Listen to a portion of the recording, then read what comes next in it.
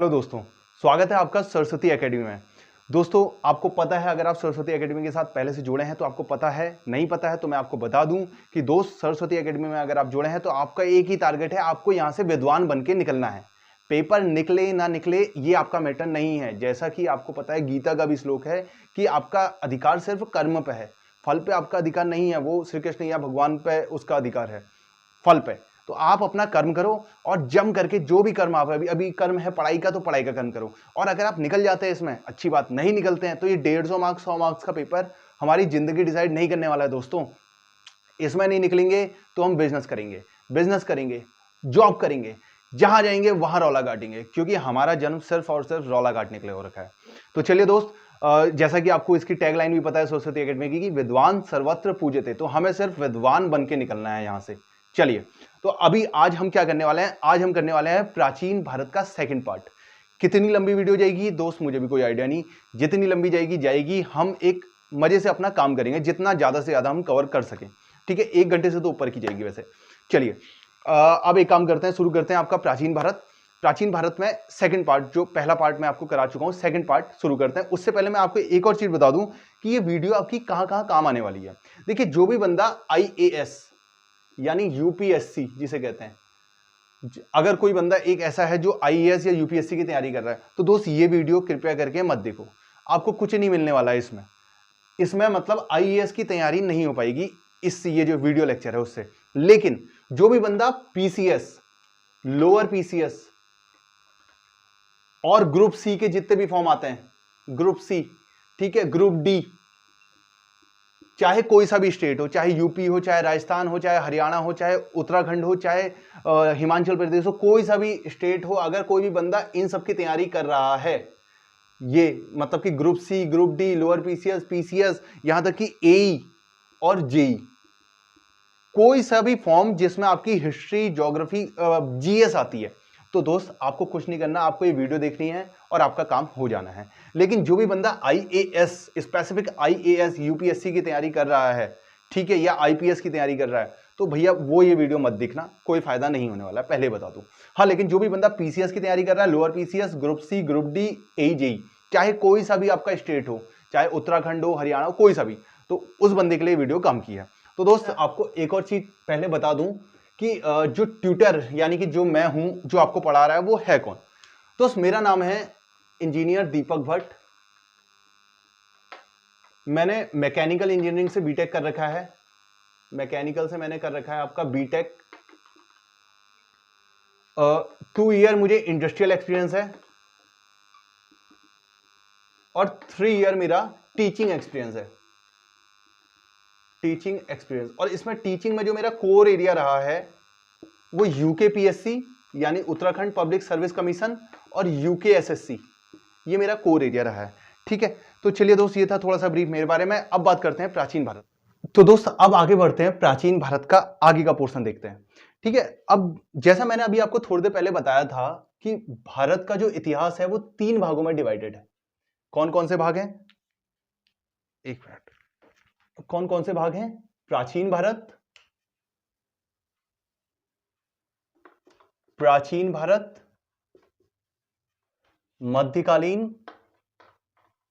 मध्यकालीन भारत और आपका आधुनिक भारत। ऐसे ही आपके प्राचीन भारत के भी 3 पार्ट हैं। कौन कौन से पार्ट हैं भाई? एक प्राग ऐतिहासिक काल, दूसरा आध ऐतिहासिक काल, तीसरा जो है आपका है इतिहास, ऐतिहासिक काल। अंतर क्या है तीनों में? एक मिनट, अंतर क्या है तीनों में? तो देखो, अंतर यह है कि जो प्राग ऐतिहासिक काल है, इस काल में कोई भी लिखित विवरण इस काल का उपलब्ध नहीं है, यानी लिखित विवरण उपलब्ध नहीं है। कहानी खत्म, एक ही झटके में। अब आधि ऐतिहासिक काल में लिखित विवरण तो है, लेकिन पढ़ा नहीं जा सका है, लेकिन अभी तक पढ़ा नहीं जा सका। मतलब कि जैसे जैसे आपने देखा होगा, जैसे डॉक्टर कुछ लिखते हैं तो हमें पता ही नहीं चल पाता वो लिखा क्या है, तो वो चीज है। ऐसी लिखित विवरण तो उपलब्ध है लेकिन पढ़ा नहीं जा सका है, ठीक है। अब ऐसी ऐतिहासिक काल है, इसका लिखित विवरण भी है और पढ़ा भी जा चुका है, पढ़ा भी जा चुका है, दोनों डन। चलिए अब बात करते हैं एक और कि प्राग ऐतिहासिक काल में ही, अब प्राग ऐतिहासिक काल को ही 3 पार्टों में और डिवाइड किया है फर्दर। मतलब कि भाई इतिहास को 3 पार्टों में डिवाइड किया है, प्राचीन को 3 पार्टों में डिवाइड किया है, अब प्राग ऐतिहासिक काल जो है आपका, इसको ही 3 पार्टों में और डिवाइड कर रखा है। कौन से 3 पार्ट हैं? पुरा पाषाणिक काल, मध्य पाषाणिक,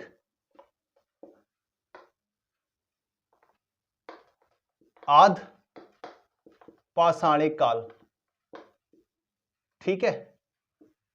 आध पाषाणिक या इसे नव पाषाणिक भी आप कह सकते हैं। चलिए तो पूरा पाषाणिक काल, पूरा पाषाणिक काल, इसमें क्या हुआ आपका, जब होमो सेपियंस की उत्पत्ति हुई, यानी आपका जिसे आप कह सकते हैं कि जो आपका मानवों की जो उत्पत्ति हुई वो आपकी पूरा पाषाण काल में हुई। तो ये जो है आपका पूरा पाषाणिक काल वो काल है जब होमो सेपियंस की उत्पत्ति हुई। होमो सेपियन उत्पत्ति, ठीक है। मैं इसमें पॉइंट मारता रह रहा हूं जो इंपॉर्टेंट है। होमो सेपियंस की उत्पत्ति हुई पूरा पाषाण काल में। आग की जो खोज हुई, आग की खोज, जब मानवों ने आग की खोज करी वो पूरा पाषाणिक काल में खोज करी। और एक बहुत बहुत बहुत इंपॉर्टेंट, मैं इसको रेड, इसको ब्लैक से, इसको किससे मार करूं मेरे भी समझ में नहीं आ रहा, इतना इंपॉर्टेंट है आपका, इसको यहां लिखते हैं। यह है आपका भीम बेटका गुफा। ये कहां पर स्थित है? आपकी एमपी यानी मध्य प्रदेश में, मध्य प्रदेश में स्थित है, ठीक है, एमपी में स्थित है क्या इसमें? इसमें जो है चित्रित गुफा है, मतलब कि चित्र मिले हुए हैं। क्या मिले हैं? यहां चित्र मिले हैं।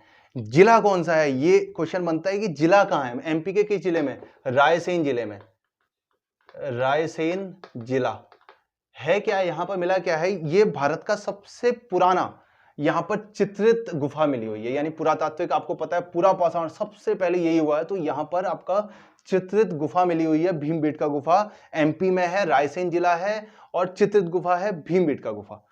इंपॉर्टेंट इंपॉर्टेंट इंपॉर्टेंट, बल्कि इसको मैं लिख देता हूं, वेरी वेरी इंपॉर्टेंट, बिल्कुल पता ही होना चाहिए। कब की बात है? पूरा पाषाणिक काल के बारे में। अच्छा, एक और चीज आपके दिमाग में ये आ रहा होगा कि ये पाषाण काल का काल कौन सा है, मतलब कि ये कौन से टाइम पीरियड का बना हुआ है। तो इसे जानने के लिए सबसे पहले मैं आपको इसका काल बता देता हूं, उसके बाद हम इसको समझ भी लेंगे। तो आप ये समझ लीजिए कि जब से भी पृथ्वी का जन्म हुआ तब से, यानी जब से, इसे मैं लिख देता हूं शुरू से, ठीक है, शुरू से लेकर के 10,000 ईसा पूर्व। अब आप कहेंगे ईसा पूर्व क्या है? इसके बारे में मैं अभी आपको बता रहा हूं डिटेल में, लेकिन पहले मैं लिख देता हूं। तो शुरुआत से लेकर 10,000 ईसा पूर्व तक आपका पूरा पाषाण काल है। फिर ऐसी 10,000 ईसा पूर्व, 10,000 ईसा पूर्व से लेकर के आपका 4,000 ईसा पूर्व तक जो है आपका मध्य पाषाण काल है। और नव पाषाण काल जो है आपका 4,000 ईसा पूर्व से 1000 ईसा पूर्व तक का काल है। अब आप कहेंगे कि ये गिनती उल्टी क्यों चल रही भाई? ये तो सुलटी चलनी चाहिए ना, 1 2 3 4, लेकिन ये तो 1000 से आ रहा है, फिर उसके बाद ये शुरुआत से 1000 में आ रहा है, फिर उसके बाद मतलब जो आगे की कंडीशन है मध्य पाषाण काल वो 1000 से 4000 में आ रही है, और फिर नव पाषाण काल 4000 से 1000 में आ रहा है। तो ये उल्टी गिनती क्यों चल रही है? तो इसका कारण ये है, देखिए मैं आपको यहां पर लिख के बताता हूं। आपको पता होना चाहिए कि अभी जो हम कैलेंडर जो आप जनरली जो देखते हैं जनवरी फरवरी, ये जो है इसको कहते हैं ग्रेगोरियन कैलेंडर, ठीक है, यानी अंग्रेजी कैलेंडर कह सकते हैं इसे आप, ठीक है। तो इस कैलेंडर में क्या होता है आपका, आपको पता है यूरोप में यानी जहां क्रिश्चियन कंट्री है वो ईसा मसीह को मानते हैं। तो ईसा मसीह का जब जन्म हुआ, ईसा मसीह का जब जन्म हुआ, ठीक है, कब हुआ? जब इनका जब जन्म हुआ उसको इन्होंने मान लिया 0 साल, यानी वहां पर 0 साल था जब ईसा मसीह का जन्म हुआ, ठीक है। अब उससे पहले की जो भी घटनाएं हुई उसको ये कहते हैं ईसा पूर्व की घटनाएं, ईसा पूर्व की घटना है, और उसके बाद की जो घटना हुई उसे कहते हैं आपका ईसा, यानी ईस्वी, जिसे हम ईस्वी भी कहते हैं। ठीक है, तो जैसे अभी चल रहा है 2022, तो ईसा मसीह के जन्म के 2022 साल बाद अभी का जो टाइम है 2022 जो है ये है ईस्वी, ईसा के जन्म के 2022 का बात का टाइम। उस ईसा पूर्व और ईस्वी का जो सीन है वो आपके समझ में आ गया होगा। ईसा का जब जन्म हुआ तब कौन सा साल था? 0 डिग्री साल, 0 साल, जिसे ग्रेगोरियन कैलेंडर के हिसाब से हम चल रहे हैं। और अब जो साल चल रहा है जैसे 2022, ये ईस्वी है, यानी ईसा के जन्म के बाद ईस्वी। लेकिन ईसा के जन्म से पहले जो होगा वो होगा ईसा पूर्व। तो इसकी गिनती उल्टी चलती है, आपको बता दूं, उल्टी गिनती चलती है। जैसे ये है आपका, समझ गए होगे आप बात। चलिए जी, अब बात करते हैं आगे मध्य पाषाण काल में हमें क्या क्या मिला। मध्य पाषाण काल, अब मध्य पाषाण काल में ऐसा कुछ इंपॉर्टेंट हमें मिला नहीं है, लेकिन मैं आपको 2-4 इंपॉर्टेंट मतलब फैक्ट बता देता हूं, आप देख लीजिए, आप वो आपको याद करना है नहीं याद करना है। तो मध्य पाषाण में एक तो हमें मिले हैं माइक्रोलिथ। माइक्रोलिथ ये क्या चीज है? ये जो है औजार है। औजार किसके बने हैं? पत्थर के। ठीक है, तो मध्य पाषाण काल में जो है माइक्रोलिथ नाम के औजार मिले हैं जो पत्थर के बने हैं, और बाकी ऐसा कुछ मिला नहीं है। मानव के अस्थि पंजर मिले हुए हैं। अब जाहिर सी बात है, आपको पता है पूरा पाषाण काल में, मैंने थोड़ी देर पहले आपको बताया कि मानव का उद्भव हुआ, यानी होमो सैपियंस का उद्भव हुआ। अब जाहिर सी बात है जो जिनका उद्भव होगा वो कुछ टाइम बाद मरेंगे भी, तो वो मरे होंगे तो शायद मध्य पाषाण काल में उनके अस्थि पंजर मिले, तो इतना कोई इंपॉर्टेंट नहीं है। हाँ, लेकिन नव पाषाण काल यहां आपका इंपॉर्टेंट है बहुत सी चीजें। सबसे पहले नव पाषाण काल में आपको क्या हुआ? पहिए का आविष्कार हो गया। पहिए का आविष्कार, एक तो पहिए का आविष्कार हुआ, यह बहुत इंपॉर्टेंट है। कृषि कार्य प्रारंभ हुआ। कृषि कार्य मतलब शुरू हुआ, कृषि कार्य करना एक नियमित रूप से शुरू हुआ। स्थायी निवास बनाने शुरू कर दिए मानव ने। इससे पहले वो कभी भी कहीं भी रह लेता था। स्थायी निवास बनाने शुरू कर दिए मानव ने। ठीक है, ये 2-4 चीजें इंपॉर्टेंट है, ये पहिए का आविष्कार और कृषि कार्य। और इसी से रिलेटेड मैं आपको एक और चीज बताऊं कि कृषि के प्राचीनतम साक्ष्य कहां मिले हैं, कृषि के, गेहूं के, इस टाइप से चीजें। तो सबसे पहले मानव ने कौन सी कृषि में कौन सी फसल का यूज करना शुरू किया? मैं इसको बल्कि आपका रेड पेन से लिखूंगा कि सबसे पहले मानव ने कृषि में किस चीज को यूज करना शुरू किया। मैं इसको मिटोल देता हूं, जगह की दिक्कत आ रही है। आप याद रखना, सबसे पहले मानव ने कृषि में आपका गेहूं और जौ, सर्वप्रथम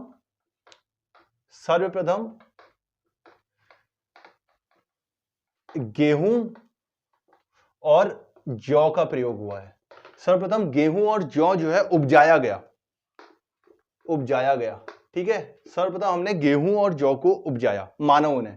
ओके, अब बात करते हैं कि भारतीय जो उपमहाद्वीप, भारतीय उपमहाद्वीप क्या है? भारतीय उपमहाद्वीप है आपका जो दक्षिण एशिया। खास तौर पे आप ये समझे कि जो भारत है वो तो भारतीय उपमहाद्वीप में आता ही है, लेकिन जो पाकिस्तान है वो भी आपका भारतीय उपमहाद्वीप में आता है, जो बांग्लादेश है वो भी आपका भारतीय उपमहाद्वीप में आता है, जो आपका नेपाल है वो भी भारतीय उपमहाद्वीप में आता है, जो आपका भूटान है वो भी भारतीय उपमहाद्वीप में आता है। मतलब कि पूरा जो भारत के अगल बगल के जो पड़ोसी देश हैं उनको मिला करके ये आपका जो है पूरा भारतीय उपमहाद्वीप है। ठीक है, तो भारतीय उपमहाद्वीप में कृषि के प्राचीनतम साक्ष्य कहां से प्राप्त हुए? तो भारतीय उपमहाद्वीप मैंने आपको बता दिया, भारतीय उपमहाद्वीप में कृषि का सबसे पहला साक्ष्य या फिर आप कह सकते हैं प्रूफ, जिसे कहते हैं ना प्रूफ, कहां मिला? ये इंपॉर्टेंट और मैं बता नहीं सकता इतना इंपॉर्टेंट। मेहरगढ़ बलूचिस्तान जो कि अभी पाकिस्तान में है। ठीक है, यहां से मिला था। बट अभी क्या हुआ, रिसेंटली एक और खोज हुई है। तो रिसेंटली अभी हाल ही में कुछ टाइम पहले ही खोज हुई, तो अब यह पाया गया कि नहीं भाई, इससे भी पहले कहीं और थे कृषि के साक्ष्य प्राचीनतम। वो कहां थे? वो आपके थे यूपी का, जो उत्तर प्रदेश है वहां का लहुरा देव जो स्थान है। ठीक है, तो अब ये पता चला कि नहीं भाई, इससे भी पहले यूपी के लौरादेव स्थान जो है वहां पर आपके कृषि के प्राचीनतम साक्ष्य प्राप्त हुए। अब होता क्या है, एग्जामों में कितने बार ये ना आकर के जो यूपी का लौरादेव है ना आकर के मेहरगढ़ आता है, तो आप ध्यान रखें कि आपका मेहरगढ़ आंसर हो जाएगा। और जब मेहरगढ़ ना आकर के यूपी का लौरादेव आ जाए तो आप याद रखना कि लौरादेव स्थान हो जाएगा। और कितने बार अगर इन दोनों का ऑप्शन आ गया तो आपको पता होना चाहिए कि उसके अगर इन दोनों का ऑप्शन आ जाए तो यूपी का लौरादेव ही आंसर होगा, क्योंकि यहां और पहले से मिला हुआ है। अब ऐसी चावल के कहां मिले हैं साक्ष्य, चावल के साक्ष्य कहां मिले हैं? ये सब इंपॉर्टेंट कह सकते हैं आप, क्योंकि यूकेएसएससी जो बना रहा है, सच बताऊं दोस्तों, इसी टाइप के क्वेश्चन बना रहा है। यूकेपीएससी यानी जो अभी फॉर्म आने हैं सचिवालय के, आरओ एआरओ के, उसमें ये इतना ज्यादा इंपॉर्टेंट नहीं है। लेकिन जो अभी कांस्टेबल, एसआई, ये जितने भी फॉर्म आए हैं, फॉरेस्ट गार्ड, बंदी रक्षक, उन सब के लिए मतलब बहुत ज्यादा इंपॉर्टेंट है। चलिए, चावल की जो साक्ष्य मिले हैं वो कहां मिले हैं? आपके इलाहाबाद, इलाहाबाद या जिसको आप प्रयागराज भी कहते हैं, इलाहाबाद का जो कोल्डी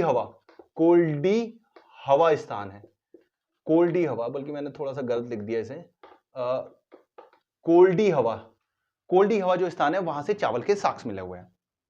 तो मैंने आपको बता दिया दोस्त, जितनी भी इंपॉर्टेंट चीज थी लगभग मैंने आपको सारी की सारी बता दी है। अब मैं इतिहास में जो थोड़ा बहुत जो चीजें हैं, मतलब जो थोड़े बहुत फैक्ट छूट गए होंगे आपके, मोटे मोटे फैक्ट, तो उनको थोड़ा सा कवर करा देते हैं। इसके बाद हम सिक्वेंसली जो प्राचीन भारत है वो सिक्वेंसली स्टार्ट कर देंगे।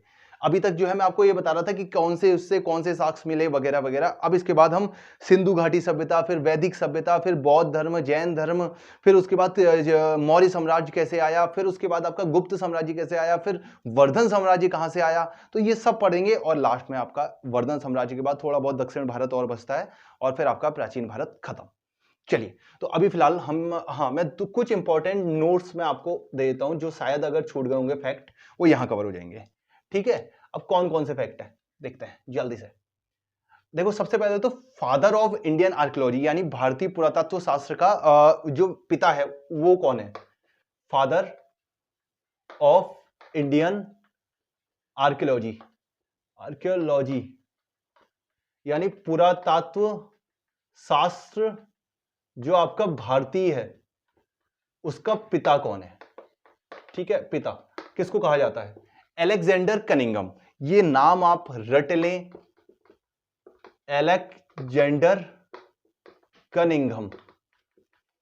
ठीक है, ये नाम आप रट लो। मैं आपको बता रहा हूं, अभी आप कनिष्ठ सहायक का पेपर देखें जो अभी अभी हो रखा है आपका नवंबर में, ये सेम टू सेम क्वेश्चन आया हुआ था कि भारतीय पुरातत्व शास्त्र का पितामह करके कौन है, तो ये अलेक्जेंडर कनिंघम। चलिए, अब बात करते हैं दूसरा, ये पूरा पाषाण, मैंने अभी अभी आपको बताया था पूरा पाषाण के बारे में। पूरा पाषाण, यहां पर जो औजार मिले उसकी खोज किसने करी? जो औजार मिले उसकी खोज किसने करी? रॉबर्ट ब्रूस फ्रूट ने। ये नाम याद रखने ना, रॉबर्ट ब्रूस फ्रूट ने। ठीक है, चलिए, एक आपका मैं बताऊं, एक बंदर है, वो बंदर बिल्कुल मानवों की तरह लगता है, भारत में एकमात्र जगह असम में पाया जाता है। क्या नाम, क्या उसका? श्वेत भ्रू गिबन। ठीक है, तो इसे कहते हैं मानवाब कपी। कपी मैं आपको बता दूं, कपी मतलब होता है कपी, कपी मतलब होता है आपका बंदर। ठीक है, तो मानवाब कपी मतलब मानव जैसा दिखने वाला कपी कहां पाया जाता है? असम। ठीक है, तो ये भी हमने कर लिया। अब सबसे पहले भारत में जनसंख्या का प्रजाति विभेदीकरण किसने किया? अब आप कहेंगे प्रजाति क्या होता है, मतलब ये विभेदीकरण कौन सा विभेदीकरण है? प्रजाति विभेदीकरण ये है दोस्तों, जैसा कि आपको पता होगा कि हमारा भारत विविधताओं से भरा हुआ देश है। यहाँ हर कदम कदम पे अगर आप 10-10 किलोमीटर, 20-20 किलोमीटर भी अगर आप दूरी तय करते हैं तो वहां पर आपको विविधता दिख जाती है। जैसे उत्तराखंड में ही देखिए कि कहीं पर आपकी कुमाऊनी चल रही है तो कहीं पर आपकी गढ़वाली चल रही है, कहीं पर आपकी कुमाऊनी में भी उसके भी अलग अलग डायलेक्ट हैं, मतलब अलग अलग उसकी जो बोलियां हैं, कुमाऊनी बोली की भी अलग अलग बोलियां होती है, कोई दनपुरी होती है, कोई दूसरी होती है, ऐसी गढ़वाली की भी अलग अलग होती है। तो कितनी मतलब विविधताएं हैं। तो दोस्तों इसी विविधता में जैसे कि 10-10, 20-20 किलोमीटर में जो लोगों का रंग, वेशभूषा ये जो परिवर्तित हो रही है, इसी को कहते हैं अलग अलग प्रजातियां। ठीक है, तो ये अलग अलग प्रजातियों का जो विभेदीकरण है सबसे पहले जनसंख्या में किसने किया था? रिजले ने किया था। रिजले ने जनसंख्या का सबसे पहले प्रजाति विभेदीकरण किया था, प्रजातीय विभेदीकरण जनसंख्या का किया। ठीक है, ये दो चार ऐसे फैक्ट हैं कि क्या पता दे दे तो हमें पता होना चाहिए, बस इतने में हमारा काम हो जाता है। अब आ जाते हैं सीक्वेंशियल फॉर्म में जो पढ़ते हैं। ये अभी तक मैं आपको सिर्फ साक्ष्य के बारे में बता रहा था, जैसा कि आपको याद होगा नहीं होगा तो मैं आपको याद दिला देता हूं। जो एक साहित्यिक स्रोत थे, एक पुरातात्विक स्रोत थे। पुरातात्विक स्रोत वो थे जो खनन करके प्राप्त किए थे, साहित्यिक स्रोत वो थे जो लिखे हुए थे। ठीक है, चलिए कोई नहीं, बहरहाल अब जो भी है आप रिवाइंड करके देख लीजिएगा बाकी। तो अब बात करते हैं भारतीय इतिहास के बारे में और सीक्वेंशियल वे में। तो अब ये तो हो गई थी कहानी अभी तक जो मैंने आपको बताई मोटी मोटी, पूरा पाषाण और ये सब चीजें आपको पता चल गई। अब आपकी बात क्या है, सिंधु घाटी सभ्यता। सिंधु घाटी सभ्यता ये क्या है? सिंधु घाटी सभ्यता, जैसा कि मैंने अभी आपको बताया, पूरा पाषाण, मध्य पाषाण, नवपाषाण काल। तो ये जो है आपका उसके बाद जो काल आता है, आपको याद होगा मैंने थोड़ी देर पहले आपको प्राग ऐतिहासिक काल, आध ऐतिहासिक काल और मध्य ऐतिहासिक काल के बारे में बताया था। अगर आपको याद हो, प्राग ऐतिहासिक काल, आध ऐतिहासिक काल और ऐतिहासिक काल के बारे में बताया था। तो ये अभी तक जो हम बात कर रहे थे वो प्राग ऐतिहासिक काल की बात कर रहे थे, जो पूरा पाषाण और वो जब सब चीजें थी, आपको याद होगा। तो अब जो हम बात करेंगे पूरा प्राग ऐतिहासिक काल से, अब हम आ गए हैं ऐतिहासिक काल। ऐतिहासिक काल, ऐतिहासिक काल, सॉरी आध ऐतिहासिक काल, ये मैं लिखना भूल गया, सॉरी दोस्तों। आध ऐतिहासिक काल, आध ऐतिहासिक काल क्या होता है, मैंने अभी भी आपको बताया था कि भाई जहां लिखना पढ़ना तो था, जिस संस्कृति में लिखना पढ़ना तो था, लेकिन उस लिखने पढ़ने को आज तक कोई भी इतिहासकार पढ़ नहीं पाया है। ठीक है, तो वो काल कहलाता है आध ऐतिहासिक काल। और जिस काल में लिखना पढ़ना भी था और इतिहासकार उसको पढ़ चुके हैं, वो आ जाता है इतिहास के पोर्शन में। और जिसमें लिखना पढ़ना ही नहीं था, वो आ जाता है प्राग ऐतिहासिक काल।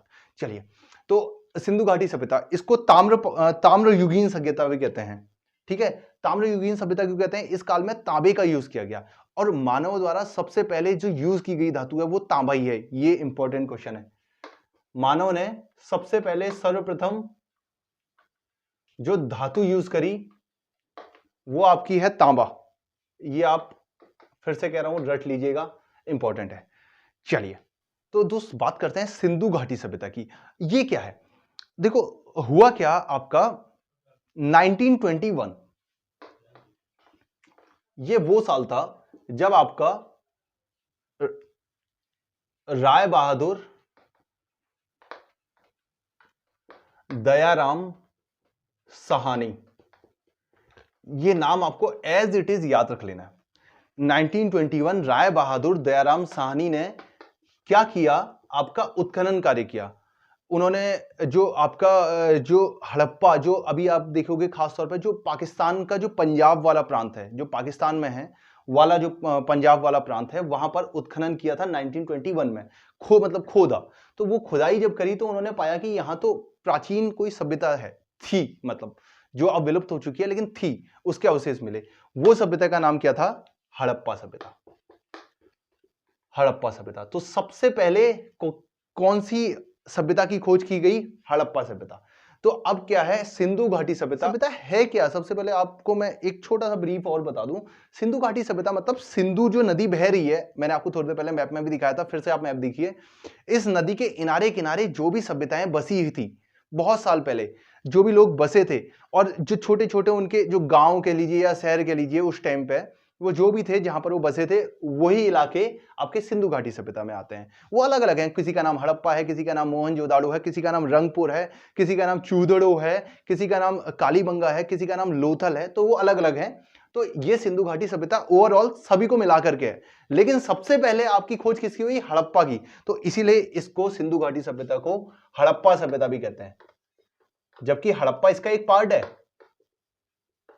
लेकिन सबसे पहले खोज हड़प्पा की हुई, तो इसलिए सिंधु घाटी सभ्यता को ही हड़प्पा सभ्यता भी कहते हैं। जबकि सिंधु घाटी सभ्यता में और मोहनजोदाड़ो, रंगपुर, जैसा कि मैंने आपको बताया, कालीबंगा, लोथल सब आती हैं।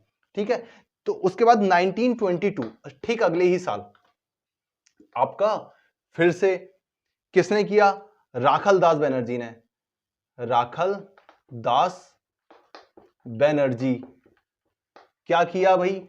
खोज करी, फिर से उत्खनन कार्य किया। कहां? पाकिस्तान का जो सिंध प्रांत है वहां पर, मैं बल्कि लिख भी देता हूं, ये पंजाब प्रांत लेकिन पाकिस्तान, ठीक है, पाकिस्तान। ओके, ये जो पाकिस्तान का जो सिंध प्रांत है, सिंध प्रांत में खोज करी राखलदास बनर्जी ने, और पाई कौन सी सभ्यता? मोहनजोदाड़ो। मोहनजोदाड़ो ये उस समय की सबसे बड़ी सभ्यता थी, हड़प्पा से भी बड़ी सभ्यता। मतलब अगर आप एरिया वाइज देखोगे तो एरिया और जनसंख्या वाइज ये उस समय की सबसे बड़ी सभ्यता थी, ठीक है। चलिए, बाकी और ऐसी आपकी लोथल है, कालीबंगा है, बहुत से नाम है, लेकिन उनके हमें ये नहीं जानने हैं कि भाई किसने खोज करी वगैरह वगैरह, ये इंपॉर्टेंट नहीं है, ठीक है। तो अब बात ये कर लेते हैं कहां से क्या क्या कैसे कैसे मिला, या इनमें से जैसे हड़प्पा से कुछ मिला हुआ है, कहीं पर मोहनजोदाड़ो से कुछ मिला हुआ है, कहीं पर रंगपुर से कुछ मिला हुआ है, तो कहां से हमें क्या क्या मिला हुआ है। और वैसे जो मुख्य जो शहर है मैं आपको बता दूं सिंधु घाटी सभ्यता में, हड़प्पा, मोहनजोदाड़ो, धौलावीरा जो आपका गुजरात में है, और आपका ऐसी लोथल, कालीबंगा, राखीगढ़ी, ये आपके कुछ मेन शहर हैं, मुख्य मुख्य शहर। बहरहाल अब इनके बारे में डिटेल में मैं आपको बता देता हूं कि कहां से हमें क्या क्या प्राप्त हुआ है।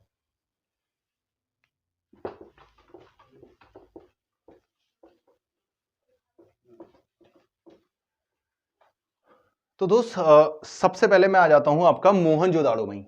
मोहनजोदाड़ो से स्टार्ट करते हैं। मोहनजोदाड़ो, ठीक है। यहां से क्या क्या मिला यहां लिखते रहते हैं जल्दी जल्दी। तो दोस्त मोहनजोदाड़ो से सबसे पहले तो हमें कासे की एक नृत्य की एक जो डांसिंग गर्ल की, एक डांसिंग गर्ल कह सकते हैं, कासे की नृत्यकी की मूर्ति मिली हुई है, ठीक है। कासे की नृत्यकी की मूर्ति जो है हमें यहीं से मिली है। कासे की नर्तकी की जो मूर्ति है वो हमें मोहनजोदाड़ो से मिली हुई है। और मोहनजोदाड़ो में एक सबसे ज्यादा इंपॉर्टेंट ये है कि यहां से भाई एक विशाल स्नानागार मिला हुआ है। एक मिनट, ये मैं तार फंस चुका है मेरे पाँव में। हाँ, तो यहां से जो है आपका एक विशाल स्नानागार जो होता है आपका मोहनजोदाड़ो से आपका विशाल स्नानागार यानी बाथरूम जिसे कह सकते हैं आप, वॉशरूम, यहां मिला हुआ है, ठीक है। तो विशाल स्नानागार, ठीक है, मोहनजोदाड़ो से मिला हुआ है। और मोहनजोदाड़ो में जो सबसे बड़ी जो आपकी उस वक्त वहां पर जो कोठी थी, मतलब सबसे बड़ी जो बिल्डिंग थी वो किसकी थी? अन्न कोठार, यानी जहां पर अन्न रखा हुआ था। अन्न कोठार जो है आपकी सबसे बड़ी बिल्डिंग समझ लीजिए आप, बिल्डिंग उस वक्त की, ठीक है, मोहनजोदाड़ो में। चलिए, अब यहां से एक मिला है आपकी पशुपति शिव, जो मतलब शिव भगवान जी जो हमारे हैं, उनके जो एक सिक्के में शिव भगवान जी का चित्रण मिला हुआ है, ठीक है। तो उसको जो है पशुपति शिव कहा गया है कि हाँ शायद यही शिव जी भगवान ही है करके, ठीक है। तो एक यहां से सिक्का मिला हुआ है जिसमें पशुपति शिव की आकृति सी दिखी है। पशुपति शिव की जो मूर्ति है वो पाई गई है। सॉरी ये मैंने गलत लिख दिया, शिव भगवान का नाम, एक मिनट होल्ड कीजिए। पशुपति शिव की जो मूर्ति है वो मिली हुई है एक सिक्के से, अंकन किया हुआ उसमें, ठीक है। तो ये मोहनजोदाड़ो से मेन जो इंपॉर्टेंट चीजें हैं मैंने आपको बता दी। अब मैं आपको बताता हूं हड़प्पा से क्या मिला।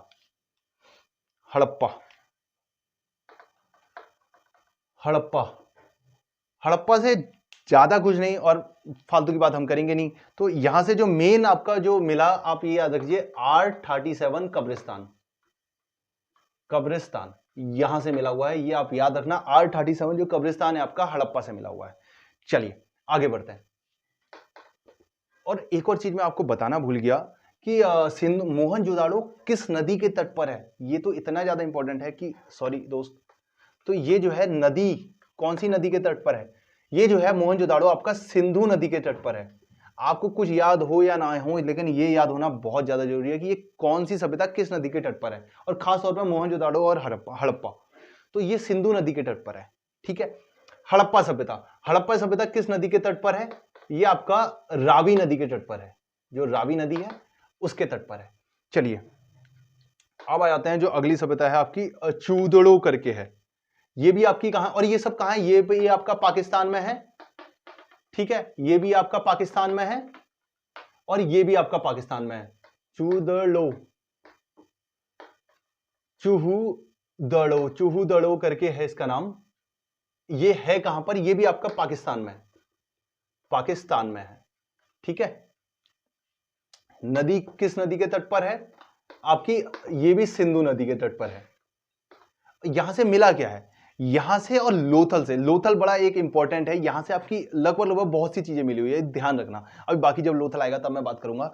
तो यहां से और लोथल से कंबाइंड रूप से, ठीक है। तो एक तो ये होगी आपका चहूदड़ो प्लस लोथल, यहां से मिला क्या है, इन दोनों जगह से कंबाइंड रूप से मिला हुआ है क्या है, एक मनके बनाने का कारखाना। मनके क्या होते हैं, सिक्के टाइप के होते हैं, मनके बनाने का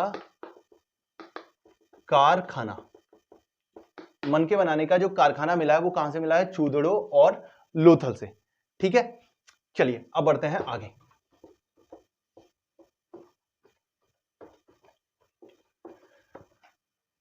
इसी के साथ साथ अब बात करते हैं जो खास तौर पे जो भारत में है। अब हमने ये तो, अब वैसे तो ये सभी भारत का हिस्सा है, आपको पता है, था पहले 1947 से पहले तो भारत ही का हिस्सा था, लेकिन जो अभी फिलहाल के लिए वर्तमान में जो भारत की जगह पर है वो कौन कौन सी जगह हैं। एक तो कालीबंगा, कालीबंगा, कालीबंगा का मतलब ये होता है काले रंग की चूड़ियां, इसका जो अर्थ है काले रंग की चूड़ियां, ये इसका अर्थ है, ठीक है। कालीबंगा का जो अर्थ है, कालीबंगा से मिला क्या है दोस्त, ये देखते हैं कि कालीबंगा से हमें क्या मिला। कालीबंगा से सबसे पहले तो हमें, ये है कहां, सबसे पहले ये बात कर लेते हैं, है कहां, ये राजस्थान में है, स्थान इसका है राजस्थान। अच्छा एक और चीज है कि नदी कौन सी है, मैंने आपको बताया ना नदी बहुत ज्यादा इंपॉर्टेंट है, तो नदी कौन सी है, नदी जो है आपकी घग्गर नदी है, घग्गर नदी, घग्गर नदी, ठीक है। नदी है आपकी घग्गर नदी, है कहां, राजस्थान में है। मिला क्या, जुते हुए खेतों का साक्ष्य, जुते हुए खेत का साक्ष्य, ये आपका मिला हुआ है कालीबंगा से, कि जुते हुए जो खेत हैं उनका जो प्रमाण मिला हुआ है यहां से मिला हुआ है। दूसरा इंपॉर्टेंट, नक्काशीदार ईंटें, नक्काशीदार ईंटें कहां से मिली हुई है, यहीं से, मतलब ईंटों पे जो है आपका कुछ लिखा हुआ है, कहां से मिला, यहां से।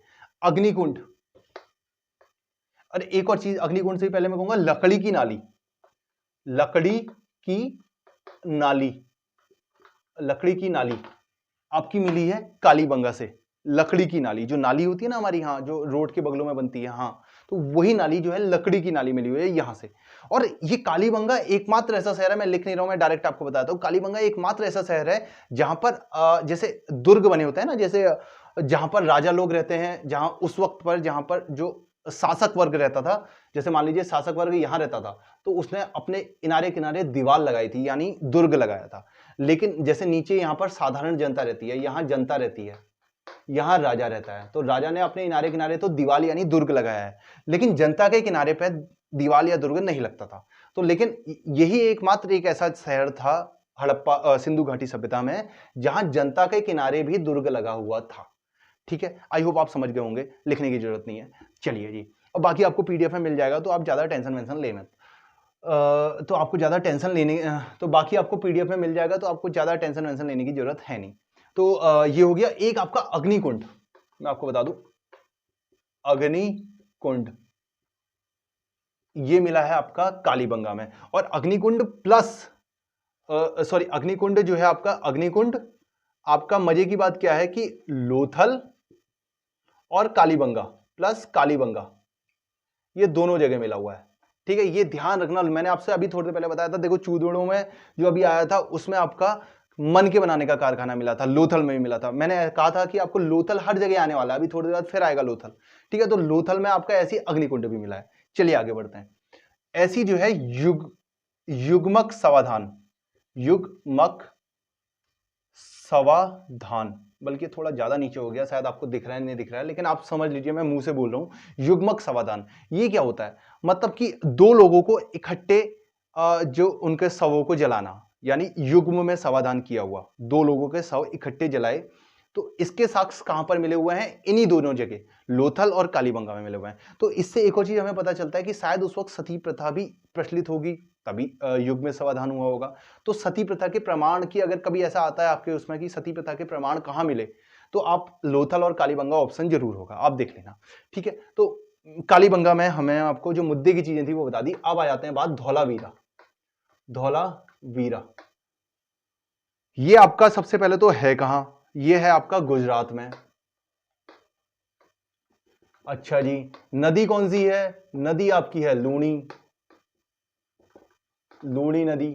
चलिए जी, उसके बाद यहां मिला क्या? यहां ऐसा कुछ मतलब स्पेशल ऐसा कुछ नहीं मिला है, तो हमें ज्यादा टेंशन लेने की जरूरत नहीं है।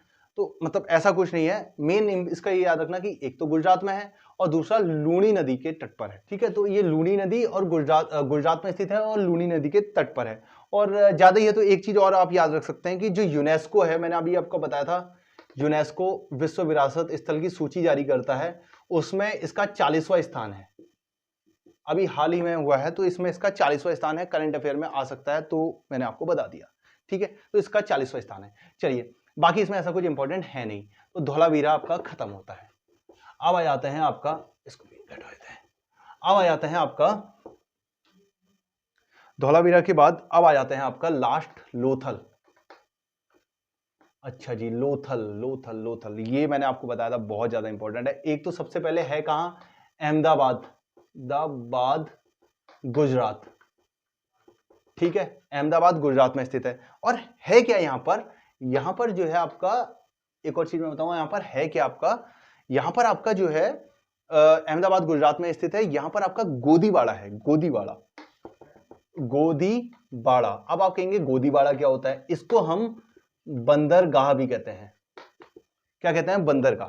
अच्छा जी, ये क्या है बंदरगाह? अब आप कहेंगे, तो मैं आपको बताता हूं कि जहां पर आपने देखा होगा, जैसे मुंबई शिप आते हैं वहां, और बाहर दुनिया से माल ला करके हमारे वहां आते हैं मुंबई पोर्ट पे, और ऐसे ही मुंबई पोर्ट से भारत का सामान कहीं और को निर्यात किया जाता है। तो ऐसे ही उस वक्त पे गोदीबाड़ा कहां था आपका, यानी बंदरगाह कहां पर था आपका? गुजरात के लोथल में। वहां से दूसरी जगह को सामान भेजा जाता था और जो जरूरत का सामान अपने लिए है वो लाया जाता था। बाकी मैंने आपको बता दिया, मन के बनाने का कारखाना लोथल में है, चूदड़ों में है, पहले ही बता दिया है। ऐसी कालीबंगा में आपको जो है युग्मित समाधान मिलेगा, वो लोथल में भी आपको मिलेगा, कालीबंगा में भी मिलेगा आपको बता चुका हूं मैं। तो ऐसी ही कुछ चीजें और है, वो मैंने आपको कालीबंगा में क्लियर कर दी थी। मैंने आपको बता दिया था कुछ चीजें कालीबंगा लोथल की बहुत सी चीजें कॉमन है, तो मैंने आपको बाकी और जगह क्लियर करवा दिया। तो दोस्त, लगभग जितनी भी इंपॉर्टेंट चीज है सिंधु घाटी सभ्यता की हमने कर ली। एक चीज और मैं आपको बता दूं, जो मैं आपको कराई नहीं कराई मुझे ध्यान नहीं, मैं अभी लिख देता हूं। सिंधु घाटी सभ्यता में इसका सन कौन सा है, मतलब कि ये कब से शुरू हुई सिंधु घाटी सभ्यता? जो सिंधु घाटी सभ्यता है, घाटी सभ्यता, ये कब से शुरू हुई और कब खत्म हुई? ये आपकी 2300 से शुरू हुई, 2300 ईसा पूर्व। ये चीज आप ध्यान रखना, ईसा पूर्व का कॉन्सेप्ट मैं अभी आपको समझा चुका हूं। 2300 ईसा पूर्व से 1700 ईसा पूर्व पे समाप्त हुई, मतलब कि 2300 से चली 1700 तक। उल्टी गिनती क्यों है? क्योंकि मैं आपको बता चुका हूं ईसा पूर्व है, यानी ईसा के जन्म से पहले की बात है, तो ईसा पूर्व होगा तो उल्टी गिनती चलेगी। तो 2300 से लेकर 1700 तक चली ये आपकी सिंधु घाटी सभ्यता। ठीक है, उसके बाद कोई बाढ़, या फिर कोई कहते हैं कि मतलब इसमें इसके बाद ये इसका विनाश कैसे हुआ, इसमें जो है इतिहासकारों में मतभेद है। कोई कहते हैं कि भाई बाढ़ आ गई तब हुआ, कोई कहते हैं आर्यों ने आक्रमण कर दिया तब हुआ। तो इसके बारे में एग्जैक्ट नहीं कहा जा सकता। ठीक है, अभी इससे रिलेटेड कुछ और फैक्ट बचे हुए हैं जो एक जनरल फैक्ट है, उसके बारे में भी पढ़ेंगे, लेकिन मैं आपको कुछ फैक्ट यहां पर जनरल जल्दी जल्दी बता देता हूं। इसकी जो मेन विशेषता, सिंधु घाटी सभ्यता की मेन विशेषता क्या है? इसका नगर निर्माण योजना। और ये सबसे पहले शहरी सभ्यता थी। एक और फैक्ट इसमें आप लिखिए, सिंधु घाटी जो सभ्यता है वो आपकी शहरी सभ्यता थी। शहरी सभ्यता, ये ग्रामीण सभ्यता नहीं थी, ये शहरी सभ्यता थी। यहां पर जो इसकी जो मेन विशेषता है वो क्या है कि आपका इसका नगर निर्माण योजना। मतलब जैसे आज बसते हैं ना नगर, जैसे आज आपके सिटीज बसती हैं, मेट्रो सिटीज वगैरह, ऐसी उस टाइम पे बसी हुई थी। तो इसका नगर निर्माण योजना, नगर निर्माण जो योजना थी वो बड़ी सॉलिड थी। ये इसी के लिए ही पहचाना जाता है सिंधु घाटी सभ्यता का। ये जो सिंधु घाटी सभ्यता है इसीलिए पहचानी जाती है इसके नगर निर्माण योजना की। कैसे? ये सीक्वेंशियली, जैसे आजकल मकान बनते हैं ना प्लॉटों में, वैसे ही सीक्वेंशियल मकान बने हुए थे उस वक्त। तो इसका नगर निर्माण योजना एक ग्रिड पद्धति अपनाई गई, ये लिख देता हूं ग्रिड पद्धति, ठीक है, ग्रिड पद्धति अपनाई गई। इसका नगर निर्माण योजना के लिए फेमस है।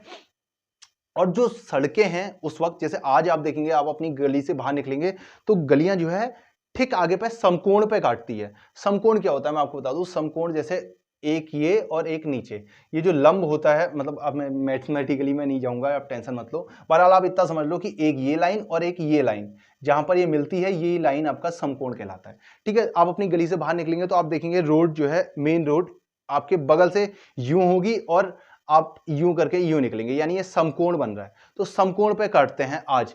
तो ये जो है उस वक्त पर, मतलब आज से 5000 साल पुराना सीन है। आप सोचिए, ये देखिए 2300 साल, आज देखो आज चल रहा है 2022, लेकिन ईस्वी, आज से हम जाएंगे जीरो में। तो जीरो मतलब जब ईसा का जन्म हुआ था, और ईसा के जन्म से भी 2300 साल पहले, यानी आज से 5000 साल पहले मोटा मोटा अगर हम देखें, तो तब ये आपका इस तरह की मतलब ग्रिड प्रणाली का यूज करते थे। नगर निर्माण योजना उनकी सॉलिड थी, और 90 डिग्री पे जो सड़कें कटती थी, समकोण पे कटती थी। तो मतलब ये इसकी मुख्य विशेषता ही इसकी ये है, इसीलिए हम इसको पढ़ भी रहे हैं, ठीक है। तो और एक और चीज आप ये सोचोगे कि इनकी जानकारी हमें कैसे पता चलती है, कि कैसे हम ये जान पाते हैं, या पुरातत्वविद कैसे ये जान पाते हैं कि भाई ये सभ्यता इतनी साल पुरानी है या इतनी साल पुरानी है वगैरह वगैरह। तो इसके लिए एक टेक्निक है, मैं टेक्निक का नाम लिखता हूं, टेक्निक। ये क्वेश्चन फिर से आया हुआ है, मैं आपको बता दूं, ये यूके एसएससी के पेपरों में आया हुआ क्वेश्चन है। कार्बन C14 टेक्निक, या इसे कार्बन डेटिंग भी कहते हैं, कार्बन डेटिंग भी कहते हैं, कार्बन 14 तकनीकी भी कहते हैं इसी को, ठीक है क्या ये? इसमें क्या होता है, किसी भी वस्तु में ये जब खोदते हैं, इसमें कार्बन, जब पुरातत्वविद जो है खोदते हैं, खुदाई करते हैं और कोई वस्तु मिलती है, उसमें वो कार्बन 14 की मात्रा चेक करते हैं, और इस कार्बन 14 की मात्रा जितनी ज्यादा कम होगी, वस्तु उतनी ज्यादा प्राचीन होगी। इससे पता चलता है हमें ये कार्बन C14 टेक्निक, यानी कार्बन डेटिंग टेक्निक से। मतलब क्योंकि हमारी सभ्यता करीब करीब कंप्लीट हो गई थी, लेकिन सभ्यता से रिलेटेड कुछ इंपॉर्टेंट फैक्ट और बचते हैं, तो उसके बारे में दोस्त बात करते हैं। तो मैं यहां लिख देता हूं अन्य इंपॉर्टेंट फैक्ट, यहां लिखता हूं प्राचीन भारत, हम प्राचीन भारत कर रहे हैं, प्राचीन भारत, और प्राचीन भारत से रिलेटेड जो कुछ फैक्ट बचे हुए हैं, तो अन्य इंपॉर्टेंट फैक्ट। तो दोस्त कुछ इंपॉर्टेंट फैक्ट की बात करते हैं। तो दोस्त मैंने आपको पहले भी एक चीज बताई थी कि जो हड़प्पा सभ्यता है, वो हड़प्पा सभ्यता क्यों कहते हैं, ये जो है सिंधु घाटी के तट पर है, ये मैंने आपको बताया था, सिंधु घाटी के तट पर है, ठीक है। और जो सबसे पहले अवशेष जहां पर खोजे वो हड़प्पा है, यानी कि जो मोहनजोदाड़ो है वहां पर पहले नहीं खुदाई हुई है। आपको याद होगा, मैंने सन 1 आपको पहली वाली वीडियो में बताया, आप देख लें। तो हड़प्पा मोहनजोदाड़ो में खुदाई नहीं हुई है, जो चूदड़ो करके एक स्थल है वहां पर खुदाई नहीं है, लोथल में खुदाई नहीं हुई है। सबसे पहले खुदाई कहां हुई? हड़प्पा में, तो इसीलिए इसको हड़प्पा घाटी सभ्यता भी कहते हैं, सबसे पहली बात। लेकिन जब स्वतंत्रता हमें मिली, आपको पता है हड़प्पा है कहां फिलहाल के लिए? फिलहाल के लिए अभी जो वर्तमान में हड़प्पा जो स्थान है वो आपका पाकिस्तान के पास है, यानी पाकिस्तान के जो पंजाब प्रांत है वहां पर आता है हड़प्पा, और मोहनजोदाड़ो पाकिस्तान का जो सिंध प्रांत है वहां पर आता है। लेकिन स्वतंत्रता प्राप्ति के बाद, यानी 1947 के बाद, मैं लिखता हूं यहां पर 1947 के जो बाद है, के बाद जो सबसे ज्यादा स्थल हमने खोजे इसके, क्योंकि सिंधु घाटी सभ्यता तो वो सभ्यता है जहां पर भी सिंधु नदी बहती है, उसके अगल बगल में जो भी सभ्यता उस टाइम पे बसी, ठीक है। हड़प्पा सभ्यता इसलिए कहते हैं क्योंकि पहले वहां खुदाई हुई, ठीक है। तो 1947 के बाद जितनी भी सभ्यता भारत में खोजी, तो सबसे ज्यादा उनकी खोज कहां हुई? गुजरात। ये आप याद रखें, ठीक है। गुजरात में सबसे ज्यादा सभ्यता की खोज हुई 1947 के बाद। और आपको याद होगा गुजरात में एक लोथल करके स्थल है। ये इंपॉर्टेंट क्यों हो जाता है? ये इंपॉर्टेंट इसलिए हो जाता है क्योंकि एक तो यहाँ से बहुत सी चीजें मिली हुई है, आपको पता है युग्मित समाधान वगैरह वगैरह बहुत से हैं, मैंने आपको फैक्ट बताए हैं। लेकिन सबसे ज्यादा इंपॉर्टेंट फैक्ट ये है कि इसका, मैं बल्कि रेड पेन से यहाँ लिखता हूँ, एक मिनट होल्ड कीजिए। यहाँ जो मिला हुआ है हमें बंदरगाह, बंदरगाह, या फिर इसको गोदीवाड़ा भी कहते हैं, गोदीवाड़ा। तो उस टाइम पे यहाँ पर एक बंदरगाह या गोदीवाड़ा मिला था। तो ये लोथल पूरा जाना ही इसी के लिए जाता है। तो ये आप इसको रट लें, घोल लें, पी लें, कुछ भी कर लें, लोथल में बंदरगाह मिला है, याद रखें, जो सबसे ज्यादा इंपॉर्टेंट है। बाकी और चीजें भी है वो मैंने आपको बता रखी है पहली वीडियो में। तो चलिए, तो ये स्वतंत्रता प्राप्ति के बाद सबसे ज्यादा स्थल की खोज, सर्वाधिक स्थल की खोज कहां हुई है? गुजरात में। सर्वाधिक स्थल खोजे कहां? गुजरात में। अच्छा एक और चीज है, आपको मैं बताऊं, लेखन कला की जो प्राचीन पद्धति है, मतलब आपका लिखाई जो पद्धति है ना, उसका सबसे पहले विकास कौन सी सभ्यता में हुआ? ये एक इंपॉर्टेंट, ये ऐसे फैक्ट हैं जो आते हैं एग्जामों में कि लेखन कला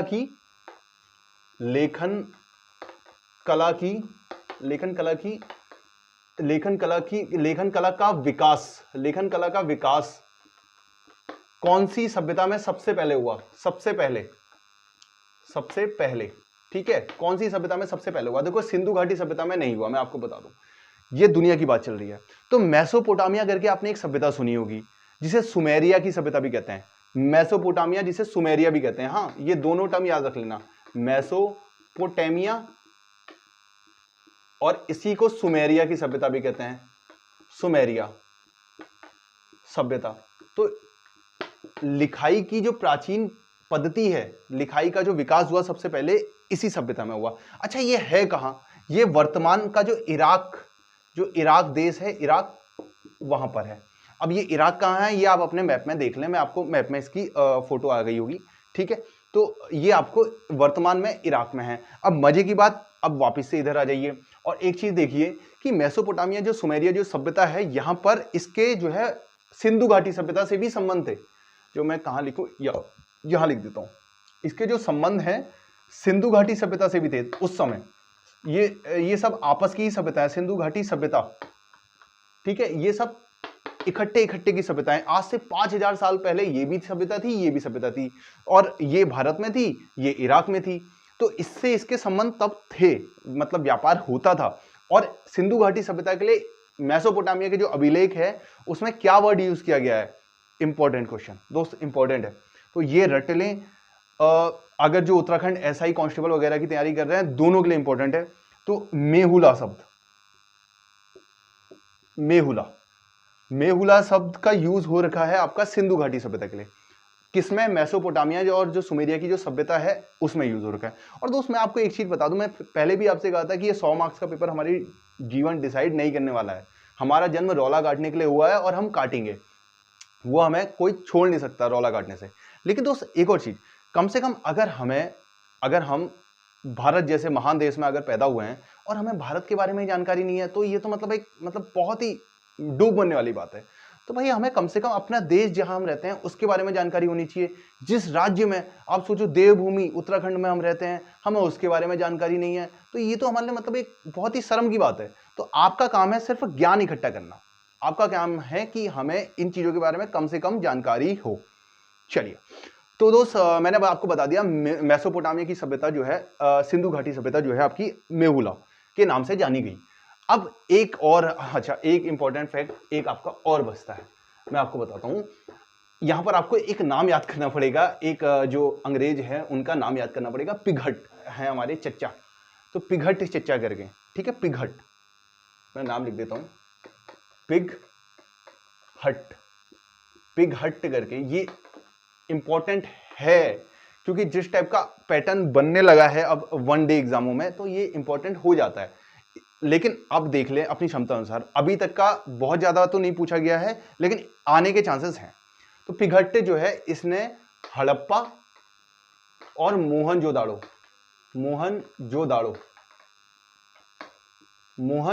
को जो है आपकी एक महान सभ्यता